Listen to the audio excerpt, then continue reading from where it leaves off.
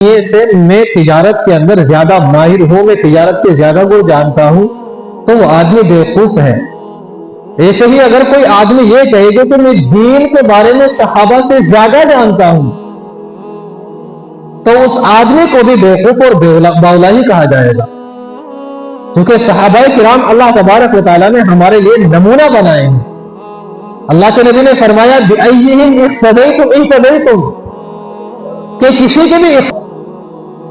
حضرت عمر رضی اللہ عنہ کے بارے میں آتا ہے کہ آپ نے حجر اسود کا جب استعلام کیا تو آپ فرمانے لگے، دین کا اتنا استباع تھا، فرمانے لگے کہ میں جانتا ہوں کہ تو ایک پتھر ہے، تیرے اندر کچھ نہیں ہے، لیکن میں نے اپنے حبیب کو، میں نے اپنے نبی کو تجھے اس آج 26 تاریخ ہے، مہینہ پورا ہونے والا ہے، اس میں ایک رات آتی ہے 27ویں رات، جو آج مغرب کے بعد سے شروع ہو جائے گی۔ اس رات کی بابت لوگوں کے اندر کچھ باتیں مشہور ہیں، اور جو 27ویں تاریخ ہے اس 27ویں تاریخ سے متعلق بھی لوگوں کے درمیان میں کچھ غلط چیزیں، غلط باتیں مشہور ہیں۔ تو یہ بات ضروری ہے کہ اس رات سے متعلق اور اس دن سے متعلق جو چیز شریعت میں، دین میں ثابت ہو وہ بتا دی جائے، اور جو چیز دین کے اندر نہیں ہے وہ خود ہم نے بنا رکھی ہے اس کو بھی بتا دیا جائے، تاکہ غلط چیز سے بچا جا سکے اور اچھی چیز پر عمل کیا جا سکے۔ تو اللہ کے نبی صلی اللہ علیہ وسلم جب اس مبارک مہینے کا چاند دیکھتے تھے تو اللہ کے نبی فرماتے تھے اللہم بارک لنا فی رجب و شعبان و بلغنا رمضان۔ اس کا مطلب کیا ہے؟ اس کا مطلب یہ ہے کہ اللہ کے نبی صلی اللہ علیہ وسلم اس مہینے کا چاند دیکھ کر اللہ سے یہ دعا کرتے تھے کہ یا اللہ ہمارے اس رجب کے مہینے میں اور اس کے بعد جو شعبان کا مہینہ آنے والا ہے اس مہینے کے اندر ہمیں برکت عطا فرما، وبلغنا رمضان، اور ہمیں اتنی عمر دے، ہمیں اتنی زندگی عطا کر کہ رمضان المبارک کا جو مہینہ ہے وہ ہمیں نصیب ہو جائے۔ اللہ کے نبی گویا کہ 2 مہینے پہلے ہی رمضان کے شوق میں رمضان کو پانے کی دعا کرتے تھے کہ اللہ تبارک و تعالیٰ کی رحمتوں کا، برکتوں کا، نوازشوں کا مہینہ ہے رمضان کا مہینہ،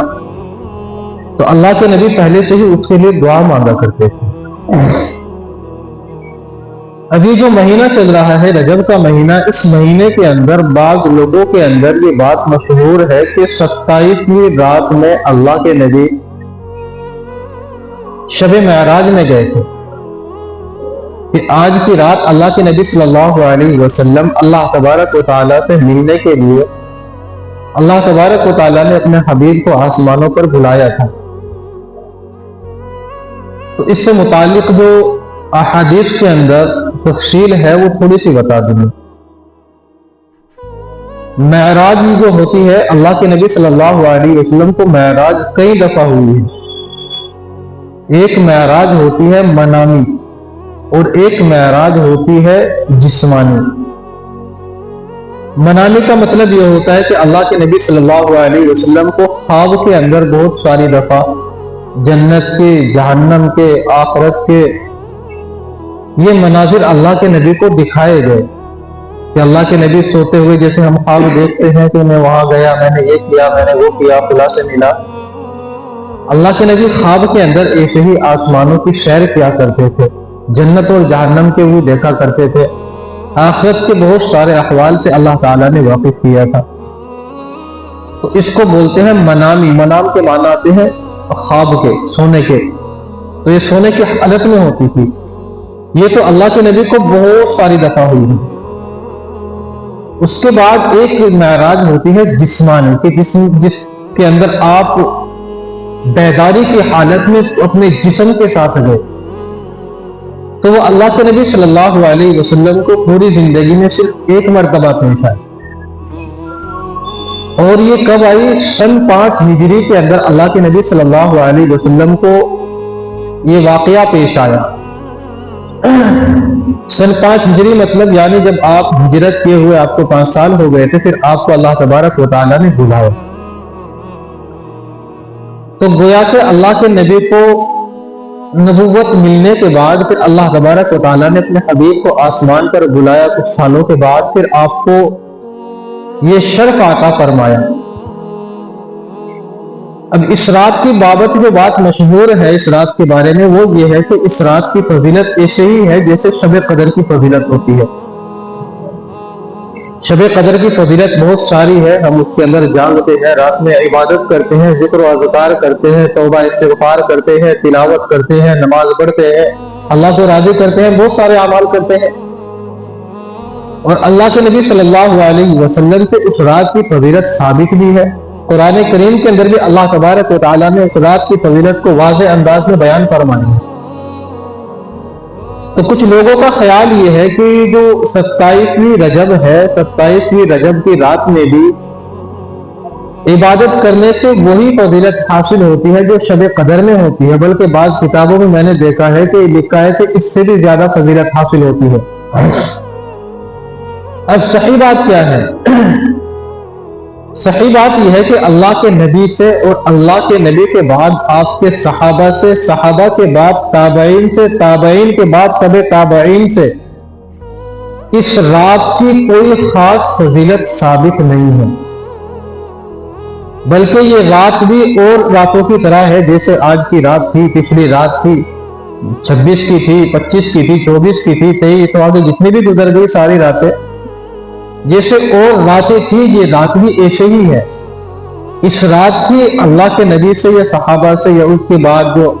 اکابر ہمارے گزرے ہیں ان سے کسی سے کوئی خاص اہتمام یا کوئی خاص فضیلت ثابت نہیں ہے کہ اس رات میں جاگ کر عبادت کرنا اتنا زیادہ ثواب رکھتا ہے۔ اور اس موقع کے اندر ایک چیز اور موبائلوں کے اوپر گردش کرتی ہے کہ اگر کوئی اس رات میں اتنی دفعہ یہ سورت پڑھ لے گا اور فلاں رکعت میں یہ آیت پڑھے گا، یہ سورت پڑھے گا، اتنی بار پڑھے گا تو اس کا یہ کام ہو جائے گا، اس کو فلاں چیز ہو جائے گی، وہ ہو جائے گی، بہت ساری چیزیں چلتی رہتی ہے۔ تو ایسا بھی کچھ نہیں ہے بالکل۔ خلاصہ یہ نکلا کہ جیسے اور راتیں ہیں، یہ رات بھی اور راتوں کی طرح ایسے ہی ہے، جیسے اور راتوں کے اندر جاگ کر عبادت کرنا اللہ کو پسند ہے، اللہ کے نزدیک راتوں کے اندر جاگ کر عبادت کرنا اللہ کو زیادہ محبوب ہے، ایسے ہی یہ رات ہے، اس سے زیادہ اور کچھ نہیں ہے۔ اور علماء نے فرمایا کہ سب سے پہلی بات تو یہ ہے کہ جو 27ویں رات ہے، کسی صحیح حدیث سے یہ ثابت نہیں ہے کہ اللہ کے نبی کو معراج اسی ہی رات میں ہوئی تھی، بلکہ بعض روایتوں کے اندر آتا ہے کہ اللہ کے نبی کو جو معراج ہوئی تھی وہ ربیع الاول کے مہینے میں ہوئی تھی، اور پھر بعض جگہ آتا ہے کہ اللہ کے نبی کو اگر اس مہینے کے اندر بھی معراج ہوئی تھی تو اس کی تاریخ جو ہے وہ کتابوں کے اندر محفوظ نہیں ہے۔ تو اس کا مطلب کیا نکلا؟ اس کا مطلب یہ نکلا کہ اگر یہ کوئی چیز اہتمام کی ہوتی ہے، ضروری چیز ہوتی، تو حدیثوں کے اندر، کتابوں کے اندر اس رات کی فضیلت کو بیان کیا جاتا، اس رات کی فضیلت کو اہتمام کے ساتھ بیان کیا جاتا کہ یہ فضیلت والی رات ہے۔ اب اتنا زمانہ گزر گیا، اللہ کے نبی صلی اللہ علیہ وسلم تقریباً 18 سال اس دنیا کے اندر معراج ہونے کے بعد خود تشریف فرما رہے، اللہ کے نبی نے کبھی اس رات کے اندر جاگنے کا خاص اہتمام نہیں فرمایا۔ اس کے بعد صحابہ کرام جو اللہ کے نبی کی ایک ایک سنتوں پہ مر مٹنے والے تھے، آپ کی ایک ایک اداؤں پہ جان دینے والے تھے، انہوں نے بھی اس رات میں جاگنے کا یا اس رات میں کوئی خاص عبادت کرنے کا کوئی اہتمام نہیں کیا۔ تو یہ چیز نہ تو یہ چیز ثابت ہے کہ یہ رات عبادت والی ہے، اور نہ یہ چیز ثابت ہے کہ اس رات میں اللہ کے نبی نے یا صحابہ کرام نے خود کچھ عمل کیے ہو، یہ بھی ثابت نہیں ہے۔ اور ایک بات انسان کو ہمیشہ ذہن میں رکھنی چاہیے کہ اللہ تبارک و تعالیٰ نے جو ہمیں دین دیا ہے، دین نام کس چیز کا ہے؟ دین نام ہے اللہ تبارک و تعالیٰ کے حکم کی پیروی کرنے کا۔ اللہ تعالیٰ نے جہاں حکم دیا کہ یہ مانو، یہ کرو، وہاں کرنا ہے۔ جہاں اللہ نے حکم نہیں دیا یا کسی چیز سے منع کیا ہے ہمیں، تو وہاں ہمیں رکنا ہے۔ جب اللہ تبارک و تعالیٰ حکم دے کہ اس وقت نماز پڑھو تو پھر نماز پڑھنا ثواب ہے۔ جب اللہ حکم دے کہ اس وقت روزے رکھو تو روزہ رکھنا ثواب ہے۔ اور جب اللہ تبارک و تعالیٰ حکم دے کہ اس وقت نماز نہ پڑھو تو پھر نماز نہ پڑھنا عبادت ہے۔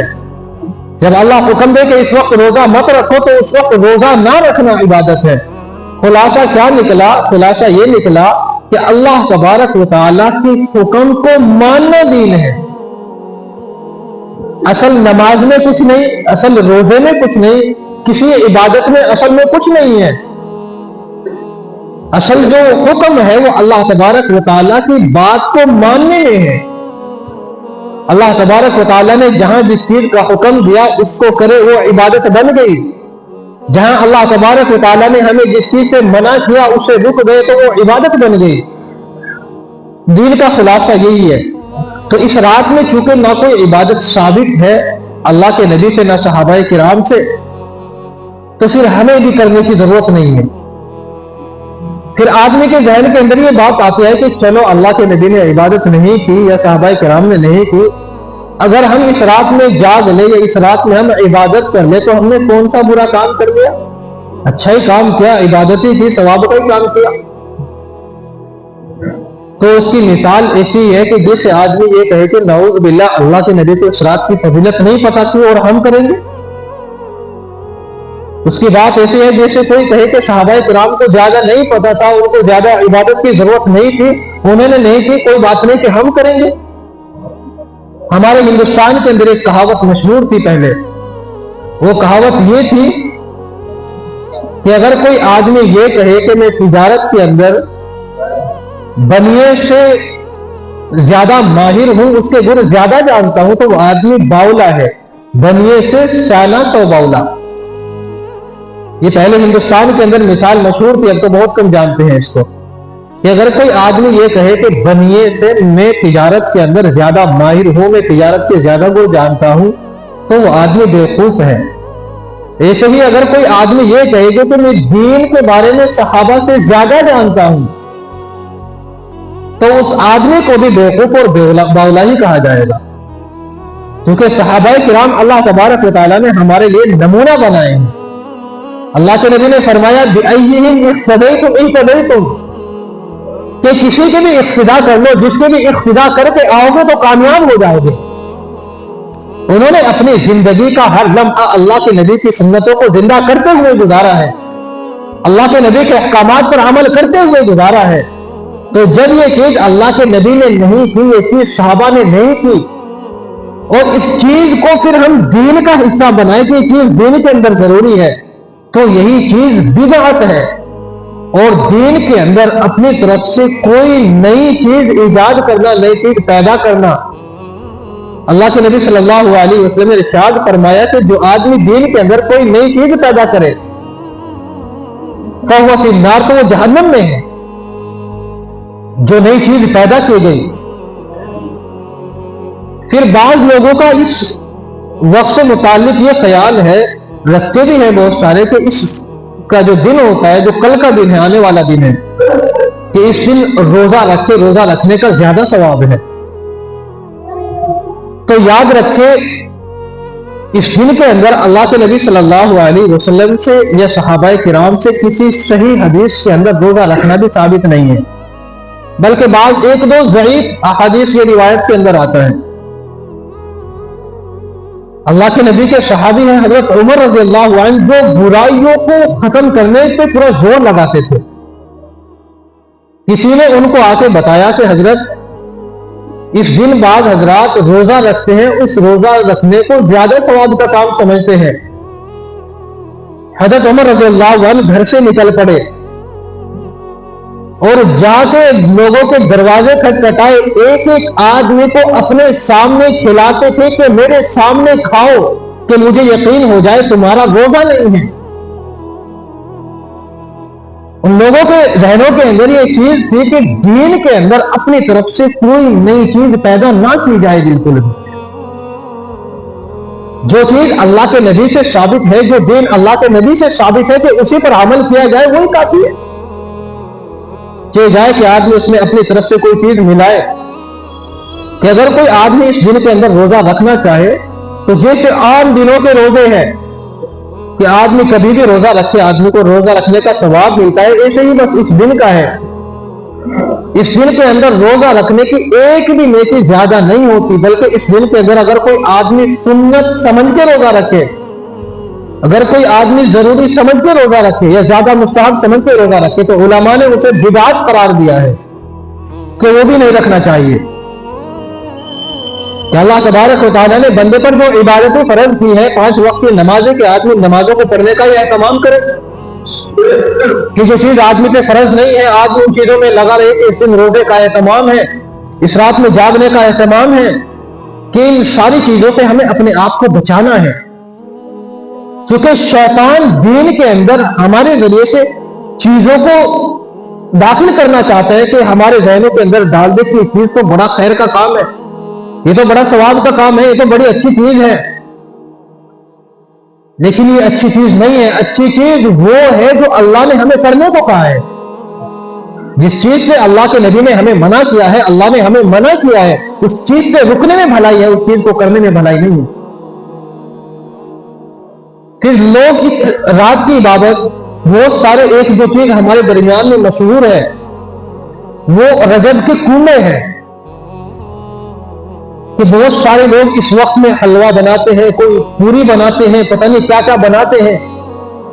اور پھر اس کا ایک دوسرے کے یہاں لین دین ہوتا ہے کہ اس کے گھر بھیجی، اس کے گھر بھیجی، کہ ساری جگہ آدمی بھیجنے میں لگے ہوئے رہتے ہیں۔ اور اس کو سب سے بڑا جو غلط کام ہوتا ہے وہ یہ ہوتا ہے کہ اس کو آدمی نیک کام سمجھ کے کرتا ہے، اچھا کام سمجھ کے کرتا ہے۔ تو اس مہینے کے اندر یا اس رات کے اندر جو رات ہے یا کل کا جو دن ہے، نہ رجب کے کنبے ثابت ہے، بلکہ اس کا تو شریعت میں کہیں سے کہیں تک کوئی ذکر آتا ہی نہیں بالکل بھی، اور نہ اس رات میں جاگنے کی کوئی خاص فضیلت ہے، نہ اس دن میں روزہ رکھنے کی کوئی فضیلت ثابت ہے۔ تو خلاصہ کیا نکلا؟ خلاصہ میری پوری بات کا یہ نکلا کہ اس رات سے متعلق جو عبادت کا، اس دن سے متعلق جو روزے کا، اور اس وقت سے متعلق جو رجب کے کنبوں کا یا کھانے پکانے کا کسی چیز کا جو بھی مشہور ہے، وہ ساری کی ساری چیزیں بے اصل اور بے بنیاد ہے، دین کے اندر ان کی کوئی اصل نہیں ہے۔ یہ بھی دن عام دنوں کی طرح ہے جیسے اور دن ہے، یہ رات بھی اور راتوں کی طرح ہے جیسے اور راتیں ہیں۔ بس اللہ کے نبی سے صحیح حدیث کے اندر یہ چیز ثابت ہے کہ اللہ کے نبی جب اس مہینے کا چاند دیکھتے تھے تو اللہ کے نبی پھر یہ دعا کرتے تھے، اللہم بارک لنا فی رجب و شعبان و بلغنا رمضان، کہ اللہ ہمیں اس مہینے کے اندر اور جو آنے والا مہینہ ہے شعبان کا، ان مہینوں کے اندر برکت عطا فرما اور ہمیں اتنی زندگی عطا فرما کہ رمضان کے مہینہ ہم کو نصیب ہو جائے۔ تو گویا کہ اللہ کے نبی صلی اللہ علیہ وسلم اپنے آپ کو رمضان کے آنے سے پہلے رمضان کے لیے تیار کرتے تھے۔ اور اس دعا کے اندر ہمارے لیے ایک سبق یہ بھی ہے کہ ہمیں یہ فکر ہونی چاہیے کہ رمضان کا مہینہ آنے والا ہے، اب ہم اپنے کاموں کو، اپنی ضرورتوں کو، اپنی تجارتوں کو، اپنی ساری چیزوں کو سمیٹنا شروع کر دیں کہ رمضان سے پہلے ہم رمضان کے لیے اپنے آپ کو پورا تیار کر لیں، کہ جب رمضان کا مہینہ آئے گا تو پھر اللہ کی خوب عبادت کرے، اس مہینے کے اندر اللہ کی رحمتوں کے خوب آدمی فائدے اٹھائے۔ تو دین کا خلاصہ یہ نکلا کہ اللہ تعالیٰ نے جو کہا وہ کرو، جس سے منع کیا اس چیز سے رک جاؤ۔ حضرت عمر رضی اللہ عنہ کے بارے میں آتا ہے کہ آپ نے حجر اسود کا جب استعلام کیا تو آپ فرمانے لگے، دین کا اتنا اتباع تھا، فرمانے لگے کہ میں جانتا ہوں کہ تو ایک پتھر ہے، تیرے اندر کچھ نہیں ہے، لیکن میں نے اپنے حبیب کو، میں نے اپنے نبی کو تجھے استلام کرتے دیکھا ہے، اس لیے میں تجھے استلام کر رہا ہوں، ورنہ کبھی تجھے استلام نہ کرتا۔ دین کا یہ اتباع تھا، اور ہماری زندگیوں کے اندر بھی دین کا یہی اتباع ہونا چاہیے۔ آدمی یہ نہ سوچے کہ یہ کیا بات بتا دی، ہم تو اتنے برسوں سے جو ہے ہم یہ کرتے آ رہے ہیں، رجب کے کنڈے ہمیں کسی نے بتائے نہیں، ہم تو اتنے مہینوں سے جو ہے اتنے سالوں سے اس دن کے روزے رکھتے آ رہے ہیں، یہ ہمیں کسی نے بتایا نہیں۔ یہاں پر بیٹھ کر آپ کو ایک ایک بات پوری دلیل کے ساتھ، پوری حقیقت کے ساتھ بتائی جاتی ہے، کوئی اس کے اندر ذرا سی بھی کمزوری نہیں ہوتی۔ کوئی آدمی اگر اس چیز کا ہم سے ثبوت نہیں مانگے کہ کہاں پر لکھا ہے، ہم کتابوں کے اندر، معتبر کتابوں کے اندر دکھا سکتے ہیں، کیونکہ کتاب، ہر کتاب معتبر نہیں ہوتی، بہت سی کتابیں ایسی ہوتی ہے کہ پتہ نہیں لکھنے والا کون ہے، اس کا مؤرخ کون ہے، اس کا رائٹر کون ہے۔ جب رائٹر اچھا ہوگا، رائٹر معتبر ہوگا، اس کا علم کے اندر ایک مقام ہوگا اور پتہ ہوگا کہ اس آدمی کا لیول کیا ہے، جانکاری کے اندر، علم کے اندر، عمل کے اندر، ساری چیزوں کے اندر اس کی دیکھ بھال کی جائے گی، تب اس آدمی کی بات کو، اس کے لکھے ہوئے کو، اس کی کتاب کو اہمیت دی جائے گی۔ ایک صاحب مجھے کافی پہلے کہنے لگے، تو وہ کہنے لگے کہ جی فلاں صاحب خطاب کرتے ہیں، یہ بات اس چیز پہ آ گئی جو عام طور سے ہم لوگ کتابوں کے اندر کہیں پڑھ لیا یا ہم نے کسی سے سن لیا اس چیز سے متعلق، تو وہ کہنے لگتے کہ فلاں آدمی خطاب کرتے ہیں اور خطاب کرنا تو ناجائز اور حرام ہے۔ تو مجھے کسی نے بتایا کہ جی وہ آدمی ایسے سے کہہ رہا ہے، تو وہ اتفاق سے میرے پاس آ گئے، میں نے ان سے پوچھا کہ خطاب کرنا حرام ہے، یہ کہاں لکھا ہوا ہے؟ کسی کتاب کے اندر نہیں لکھا ہوا ہے کہ خطاب کرنا حرام ہے۔ البتہ یہ ہے کہ خطاب کون سا کرنا چاہیے، کیسا کرنا چاہیے، وہ مسئلہ ہے، بلکہ اللہ کے نبی صلی اللہ علیہ وسلم سے ثابت ہے خطاب کرنا، صحابہ کرام سے ثابت ہے خطاب کرنا۔ خطاب کرنا کسے کہتے ہیں؟ خطاب کرنا کہتے ہیں بالوں کو رنگنا، اب وہ مہندی کے ذریعے سے ہو یا پھر کلر کے ذریعے سے ہو یا کسی چیز کے ذریعے سے ہو۔ تو علماء نے جو کالا خطاب ہوتا ہے، جو کالا رنگ ہوتا ہے، اس سے تو منع کیا ہے کہ وہ تو کرنا ناجائز ہے۔ بہت سارے لوگ یہ لے کے اٹھا کے لے کے آ جاتے ہیں کہ جی یہ فلاں صاحب کا کلپ ہے، انہوں نے یہ کہا ہے کہ جی وہ کہتے ہیں کہ اگر اس عمر میں یہ بال ایسے ہو جائے تو آدمی یہ کر سکتا ہے۔ اللہ کے نبی نے جب حدیث بیان کی تھی تو اللہ کے نبی نے عمر کی کوئی قید نہیں لگائی تھی اس کے اندر کہ اتنی عمر میں آدمی یہ کر سکتا ہے، اتنے میں یہ کر سکتا ہے۔ ہاں یہ چیز ہے کہ آدمی جیسے براؤن کلر ہوتے ہیں، اگر آدمی ان کو اپنے بالوں پر کرنا چاہے تو جس کے اندر پاپڑی والی کیمیکل نہ ہو، ایسا کیمیکل نہ ہو کہ جس کے ذریعے سے پرت جم جاتی ہے، پاپڑی سے جم جاتی ہے، اگر ویسا ہے تو اس کو کر سکتا ہے آدمی، لیکن اگر وہ پاپڑی جمنے والا ہے، پرت جمنے والا ہے، تو پھر وہ ناجائز ہے، اس کو نہیں کر سکتا، کیونکہ بالوں تک پانی نہیں پہنچے گا، کھال تک پانی نہیں پہنچے گا، اور جب پانی نہیں پہنچے گا تو پھر آدمی کا غسل جنابت بھی نہیں ہوگا، وضو بھی نہیں ہوگی، تو ناپاک رہے گا آدمی۔ تو سب سے اچھا یہ ہے کہ آدمی خطاب کرے، مہندی سے آدمی کلر کرے، کہ آدمی مہندی لگائے اپنے بالوں کے اندر، جو انسان کی صحت کے لیے بھی فائدے مند ہے۔ تو میں نے ان صاحب کو یہ بات سمجھائی، وہ کہنے لگے کہ جی ہم نے تو آج تک کسی کتاب میں پڑھائی نہیں۔ تو میں ان سے پوچھنے لگا مجھے بتا دو کہ آپ نے کون سی کتابیں پڑھی آج تک؟ صرف واقعات کی کتابیں پڑھی، یہ فلاں بزرگ اتنے کرامات والے تھے، فلاں یہ تھے وہ تھے، مجھے کوئی ایک حدیث کی، قرآن کی، کسی بھی چیز کے ذریعے سے کسی مفتی نے، کسی فقیہ نے جو مسئلے بتانے والے ہوتے ہیں، کسی ایک نے بھی یہ کہا ہو مجھے بتا دو، کسی حدیث میں کہیں ہو مجھے یہ بتا دو کہ جی نہیں ہم نے تو آج تک پڑھا ہی نہیں، اتنی کتابیں ہم نے پڑھی۔ وہ ساری جو کتابیں پڑھتے ہیں وہ ساری کی ساری کتابیں واقعات کی، من گھڑن واقعات کی ہے، کوئی تحقیقی واقعات بھی نہیں ہوتے، وہ ساری کتابیں ایسی ہے۔ تو میں کہنے لگا کہ حدیث کے اندر یہ چیز ثابت ہے۔ وہ کہنے لگے کہ جی میں مانتا ہی نہیں اسی حدیث کو۔ اس آدمی نے یہ بات اتنی خطرناک ہوئی کہ آدمی یہ بات کہہ کے ایمان سے ہی نکل جاتا ہے، جو حدیث کا انکار کرے وہ تو ایمان سے ہی نکل گیا، کیونکہ اس نے اللہ کے نبی کی بات کا انکار کیا ہے۔ اللہ کے نبی کی بات کا انکار کرنا اللہ کے نبی ہونے کا انکار کرنا ہے، تو وہ آدمی ایمان سے ہی نکل جاتا ہے۔ میں نے ان کو سمجھایا کہ یہ زبان سے ایسی بات نہیں نکالا کرتے، اصل چیز یہ ہو کہ ہم کسی محقق عالم سے، کسی مدبر مفکر عالم سے، کسی مستند عالم سے یا کسی مستند کتاب سے پڑھ کر ہم جو ہے چیز کو جان سکتے ہیں۔ ہر چیز سے، یہ موبائلوں کے اندر جو چل رہا ہے، ہر آدمی بیٹھا ہوا ہے پتہ نہیں کیا کیا، تو ہر چیز کے قابل اعتبار نہیں ہے۔ ہر چیز جو چیز قابل اعتبار ہو اس کو لیا جائے۔ آخر میں بات کہتا ہوں میں بس صرف کہ جو چیز بتائی ساری چیز کا خلاصہ پھر بتاتا ہوں میں، کیونکہ بہت سارے بھائی بعد میں آتے رہتے ہیں، ان کو ٹائم نہیں ہوتا دین کی بات سننے کا، باہر تو کھڑے رہیں گے۔ کہ رجب سے متعلق بات ہوئی ہے آج،